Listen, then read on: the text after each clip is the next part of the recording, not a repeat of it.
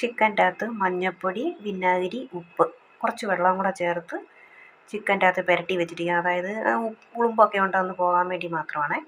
കുറച്ച് നേരം ഒന്ന് മാറ്റി വെക്കുക. സവോള, 2 തക്കാളി, 5-6 പച്ചമുളക്, ഒരു കഷ്ണം ഇഞ്ചി, ഒരു ചുള വെളുത്തുള്ളി, മല്ലിയില, കറിവേപ്പില, 1 സ്പൂണ് പെരിഞ്ചീരകം ചെറിയ സ്പൂണിന്, ഒരു 5-6 പീസ് നട്ട്സ്, ഒരു ചെറിയ തക്കാളി, വെളുത്തുള്ളി 2-3 പീസ്, ഇഞ്ചി 2-3 പീസ്, പച്ചമുളക് 3-4, 2 ഏലക്ക.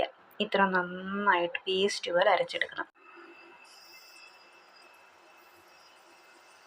ആവശ്യത്തിന് എണ്ണ ഒഴിച്ച് കടുകും ചെറുജീരകവും കൂടെ. കടുക് കൂട്ടിയതിന് ശേഷം വെളുത്തുള്ളി, ഇഞ്ചി, പച്ചമുളക്, സവോള, കുറച്ച് ഉപ്പ്, കറിവേപ്പിലയും കൂട്ടി നന്നായിട്ട് മൂപ്പിക്കണം.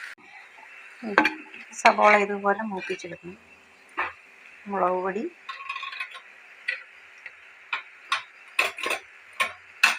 മല്ലിപ്പൊടി,